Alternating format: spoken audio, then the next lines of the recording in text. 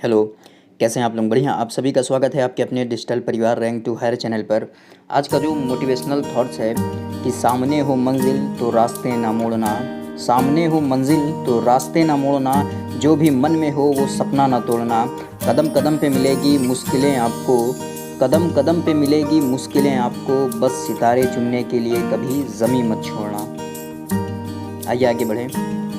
28 अप्रैल की जो महत्वपूर्ण सुर्खियां हैं, जो महत्वपूर्ण प्रश्न हैं, उन प्रश्नों को देखते हैं। उसके बाद उन प्रश्नों की विस्तृत जानकारी प्राप्त करते हैं। पहला है कि उपराष्ट्रपति ने आज 27 अप्रैल को क्या किया? आंध्र प्रदेश के नेल्लोर में आकाशवाणी एफएम स्टेशन में 10 किलोवाट क्षमता वाले एक 100 मीटर ऊंचे टावर का उद्घाटन किया है आंध्र प्रदेश के नेल्लोर में। अगला है कि किसान भागीदारी प्राथमिकता हमारी अभियान के तहत देश भर में फसल बीमा पाठशाला का आयोजन किया गया। सरकार 28 अप्रैल से सभी 8 जो पूर्वोत्तर राज्य हैं वहां पूर्वोत्तर महोत्सव का आयोजन करेगी।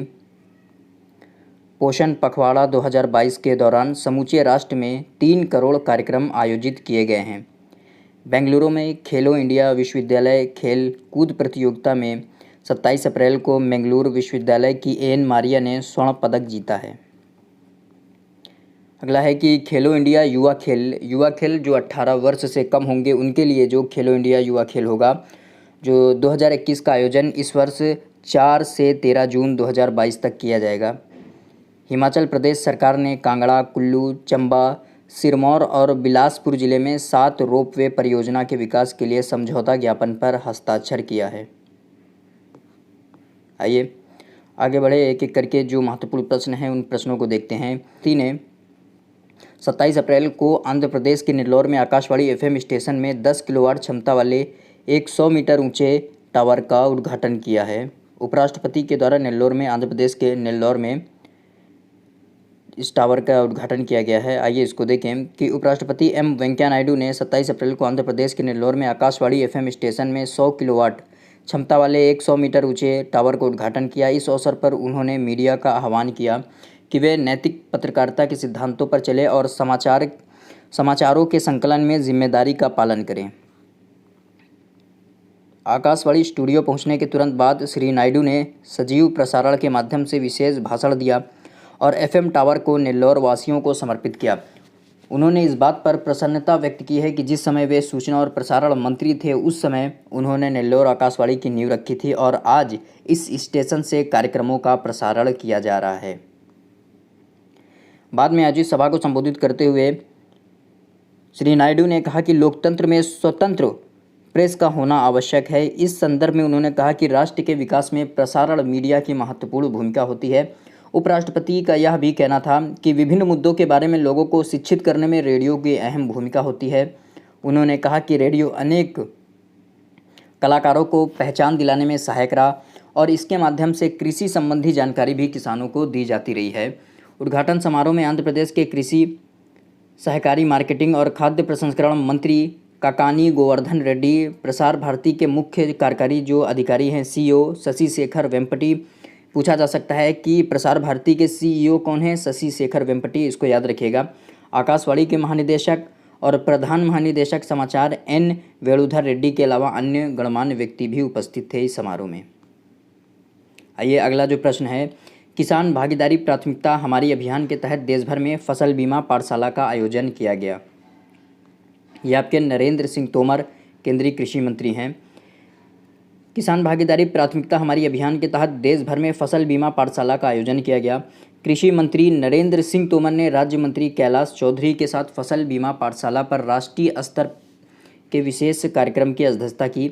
1 लाख से अधिक किसानों से वर्चुअली बातचीत में श्री नरेंद्र सिंह तोमर ने कहा कि फसल बीमा योजना के तहत सरकार को किसानों से प्रीमियम राशि के रूप में 21,000 करोड़ रुपए की राशि प्राप्त हुई, जबकि केंद्र सरकार द्वारा फसलों में नुकसान के दावों के लिए 1,15,000 करोड़ रुपए की राशि किसानों को दी गई। उन्होंने कहा कि कृषि मजबूत होगी तो देश मजबूत होगा और उन्होंने कहा कि सरकार इस बात पर भी ध्यान दे रही है कि किसानों की आय को कैसे बढ़ाया जाए, उनकी आय को कैसे बढ़ाया जाए। श्री नरेंद्र सिंह तोमर ने प्रधानमंत्री किसान सम्मान निधि योजना का भी उल्लेख करते हुए कहा कि इस योजना के अंतर्गत 11,500 करोड़ पंजीकृत किसानों को 1,82,000 करोड़ रुपए हस्तांतरित किए गए हैं। उन्होंने कहा कि केंद्र सरकार राज्य सरकार के साथ मिलकर किसानों के हित के लिए विभिन्न योजनाओं पर काम कर रही है। कृषि राज्य मंत्री कैलाश चौधरी ने कहा कि फसल बीमा पाठशाला का मुख्य उद्देश्य क्या है कि किसानों को बीमा योजना से संबंधित सभी जानकारी प्रदान करना है ताकि वे बीमा योजना के हर पहलू को समझ सके और इसका पूरा लाभ उठा सके। आज़ादी का अमृत महोत्सव के तहत 25 से 30 अप्रैल तक किसान भागीदारी प्राथमिकता हमारी जो कार्यक्रम है इसका आयोजन किया जा रहा है। आयोजन अभियान के दौरान सभी कार्यान्वयन बीमा कंपनी 100 किसानों की भागीदारी के साथ ब्लॉक, ग्राम पंचायत और गांव में फसल बीमा पाठशाला का आयोजन करेगी। और अभियान का उद्देश्य क्या है कि जो प्रधानमंत्री फसल बीमा योजना है उसके प्रति किसानों को क्या जागरूक करना है, इसलिए क्या की जा रही है कि जो फसल बीमा पाठशाला का आयोजन किया जा रहा है। आइए आगे बढ़ें। सरकार 28 अप्रैल को जो 8 पूर्वोत्तर राज्य हैं उन पूर्वोत्तर राज्यों में पूर्वोत्तर महोत्सव का आयोजन करेगी, जो क्या 28 अप्रैल से 4 मई तक ये कार्यक्रम चलेगा। आइए देखें इसको।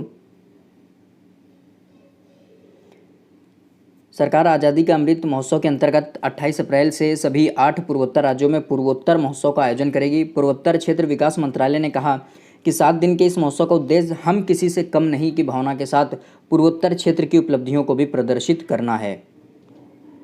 महोत्सव के दौरान पूर्वोत्तर के सौंदर्य और विभिन्न क्षेत्रों में इसकी उपलब्धियों के बारे में जानकारी दी जाएगी। ये कार्यक्रम पूर्वोत्तर के विकास के लिए महत्वपूर्ण सभी क्षेत्रों में आयोजित होंगे। इसमें बुनियादी सुविधाएं, निवेश क्षमता, ऊर्जा ज़रूरतें और पूर्वोत्तर के विकास में महिलाओं की भी भूमिका शामिल है।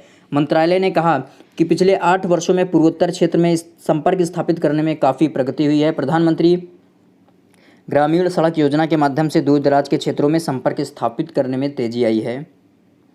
आइए अगला, जो पोषण पखवाड़ा 2022 के दौरान समूचे राष्ट्र में 3 करोड़ कार्यक्रम आयोजित किए गए हैं। आइए उसको देखें कि जो पोषण पखवाड़ा 2022 के दौरान समूचे राष्ट्र में 3 करोड़ कार्यक्रम आयोजित किए गए। महिला और बाल विकास मंत्रालय के द्वारा 21 मार्च से 4 अप्रैल तक जो चौथा पोषण पखवाड़ा मनाया गया था।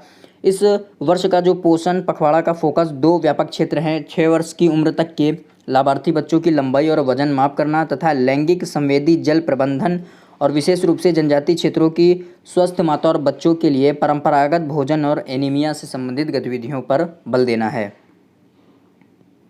अगला, बेंगलुरु में खेलो इंडिया विश्वविद्यालय खेलकूद प्रतियोगिता में 27 अप्रैल को बेंगलुरु विश्वविद्यालय की एन मारिया ने स्वर्ण पदक जीता।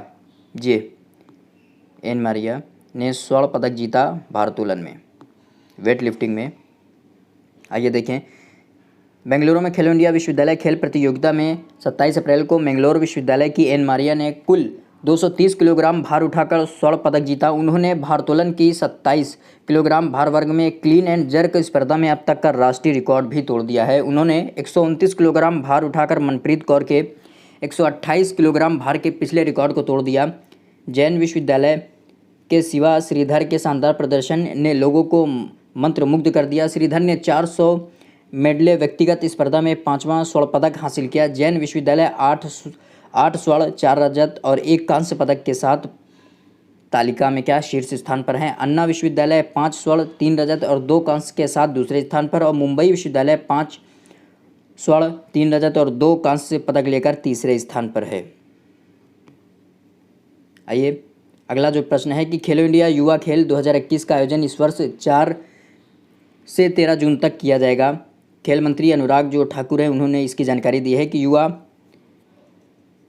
खेल 2021 का आयोजन इस वर्ष से 4 से 13 जून तक किया जाएगा। युवा मामलों और खेल मंत्री अनुराग ठाकुर ने खेलों की तैयारी की समीक्षा करने के लिए आयोजन और समन्वय समिति की बैठक में हरियाणा के मुख्यमंत्री के साथ वर्चुअल माध्यम से विचार विमर्श किया है। अनुराग ठाकुर ने कहा कि खेलो इंडिया युवा खेल में नए विचारों के साथ काम किया जाना चाहिए जिससे कि समूचे देश में हरियाणा को लेकर और चर्चाएं हों। हरियाणा के मुख्यमंत्री ने कहा कि खेलो इंडिया युवा खेल का शुभंकर और लोगो पंचकुला में अगले महीने की 8 तारीख को जारी किए जाएंगे। युवा मामलों और खेल मंत्रालय ने कहा कि पंचकुला के अलावा खेलों का आयोजन शाहबाद, अम्बाला, चंडीगढ़ और दिल्ली में किया जाएगा। मंत्रालय ने कहा कि 18 वर्ष से कम आयु वर्ग में लगभग 8,500 खिलाड़ी भारत के 5 देसी खेलों समेत कुल 25 खेलों में भाग लेंगे। अगला है, हिमाचल प्रदेश सरकार ने कांगड़ा, कुल्लू, चंबा, सिरमौर और बिलासपुर जिलों में 7 रोपवे परियोजनाओं के विकास के लिए समझौता ज्ञापन पर हस्ताक्षर किया। रोपवे क्या होता है कि जैसे ये आपका पहाड़ी इलाका है, तो पहाड़ी इलाकों में क्या केबल के माध्यम से आप एक छोर से दूसरे छोर तक जा सकेंगे, ऐसी सुविधा। हिमाचल प्रदेश सरकार ने राज्य के कांगड़ा, कुल्लू, चंबा, सिरमौर और बिलासपुर जिले में 7 रोपवे परियोजनाओं के विकास के लिए समझौता ज्ञापन पर हस्ताक्षर किए हैं। नई दिल्ली में जो 26 अप्रैल को हिमाचल प्रदेश के रोपवे और त्वरित परिवहन प्रणाली विकास कॉरपोरेशन लिमिटेड की बैठक हुई थी तथा राष्ट्रीय जो राजमार्ग रसद प्रबंधन लिमिटेड ने क्या समझौता ज्ञापन पर हस्ताक्षर किया। इसमें इस अवसर पर केंद्रीय सड़क परिवहन और राज्य मंत्री नितिन गडकरी और हिमाचल प्रदेश के मुख्यमंत्री जयराम ठाकुर भी उपस्थित थे।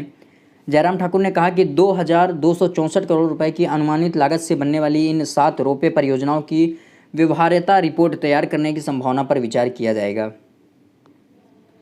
श्री ठाकुर ने शिमला, मातौर और उसके बाद पठानकोट, चक्की मंडी और मंडी मनाली राजमार्गों के रखरखाव की तुरंत आवश्यकता के बारे में केंद्रीय मंत्री नितिन गडकरी को भी अवगत कराया। उन्होंने राज्य सरकार द्वारा केंद्रीय सड़क परिवहन और राजमार्ग मंत्रालय को जमा की गई 9 उच्च प्राथमिकता वाली सड़कों की अधिसूचना जारी करने के काम में तेजी लाने की भी अपील की है। ये थे आज के महत्वपूर्ण प्रश्न जिनकी हमने चर्चाएं की। कैसी लगी आपको वीडियो को लाइक, शेयर, कमेंट कीजिएगा, चैनल को सब्सक्राइब कीजिएगा। आज यहीं तक, थैंक यू।